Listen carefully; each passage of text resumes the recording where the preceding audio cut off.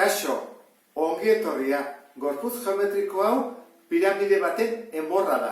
Orduan, hau kalkulatzeko egingo genuke. Lehenengo piramide osoa izango baliz bezala bere volumena kalkulatu. Hori kalkulatu ondoren, kentzen diogu goiko piramidearen puskori, zatitxori. Eta zer gertatzen da?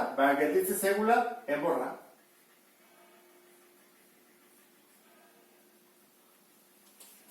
Orduan, guazen ikustean zer datu behar diren honentzako eta honentzako.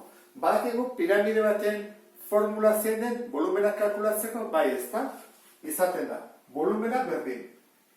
Jarko dut, handiarena, piramidea handiarena. Oinarriaren azalera, bide altuera, zati 3. Eta txikiarena ere berdin. Volumena txikiarena, azalera, oinarriarena, bide altura, zati 3. Oinarriaren azalera badakigu zein den? Bai, ezta? Hau karratu bat da. Orduan, gu badakigu azalerak izaten diala aldea berbi. Orduan jarriko genuke era hontara. 10 berbi bide altura ez dakigula zati 3. Eta txikiarekin berdin dengo dugu. Badakigu bere oinaren azalera, bai ezta? 5 bider 5 karratu bat da. 25, ezta? Jarko du 5 berbi ikusteko. Bide altura berea, txikiarena zati 3. Bi altura bat desberdinak dira. Orduan, guazen kalkulatzea piramide handiaren altura. Ez dakit konturatu zen baita ere, hau baldin bada 10, eta hau da 5. Eta hau bada 6, eta hau 6, hau dagoela erdibidean. Horrek esan nahi du, nik altura piramide osoena kalkulatzen badut, jakingo dut piramide txikiaren altura ere zein den erdia, zati 2 egingo dugu. Piramide handiaren altura jakiteko izango litzake beko azaleraren erdi puntutik goraino doan zuta bat, ezta? Egingo duguna izango da triangelu bat, beti bezala,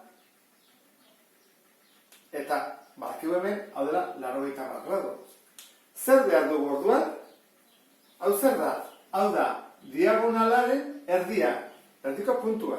Orduan, kalkulatu behar dugu diagonala zenbaden, egin zati 2, eta horra jakingo dugu zenbaden bere kateto bat, ze bestea badakigu 12 dela. Hor lehen dugu. Hau izango ditzateke altura, hau 12, eta faltatzegu diagonal erdia. Diagonal erdia kalkulatzeko, guazen egitea beko aurpegia, zer dakigu? 10 eta 10. Hau da diagonala. Hori nola egiten da? Jarriko genuke horrela, diagonala, Diagonala berbi, berdin, 10 berbi, gehi 10 berbi, hori da, 100 gehiago, 200. Diagonala izango ditzake 200-en erroa. 14,14 metro. Orduan, gu badakigu beko diagonalak neurtzen dula 14,14. Ateratzeko altueran, esan dugu behar dugula diagonalaren erdia. Orduan behar dugu horren erdia, dela 7,07. Altura katetua da. Badakizu, hemen ertza dela benetan luzena, 12. Orduan, hori da ingo duguna.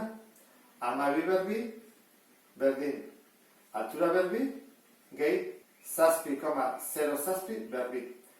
12 bider 12, 154, 0,07 berbi, 49,88, pasatzen dut kentzen, honan lekoa, aurrea. 154, ken, 49,88, eta berretzea dena errotzen. Hau kalkulatu bat. Eta hori izango da altuera. 9,7 borobilduta.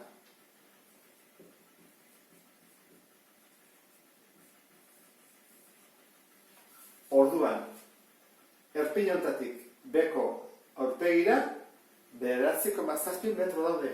Hori behi jarrezak egula, hau da hundiarena, 9,7. Eta zer esan dugu txikiarekin? Bakigu bere altura? Bai. Nola? Zati bi egin da. Esan dugu, hau erdibidean dagoela, orduan altura ere erdibidean, 9,7 erdia. Eta atatzen zaigu, 4,85. Kalkuloak egin barritu gorduan. Goikoa eta bekoa. 323,83 metro kubiko.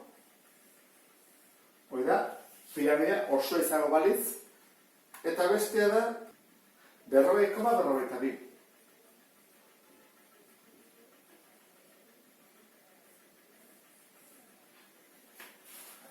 Orain, piramidearen enborraren volumena kalkulatzeko egin barko dugu kenketa. Hau badakigu zen baden, 323. Eta txikiarena, goiko zatia, baita ere, 40,42. Ego dugu kenketa hau. Eta ateratzen dena, izango da, volumena hau, enborraren da. 482,81 metro kubiko. Eta horrela bukatzen da problema hau. Beste bat arte, agur.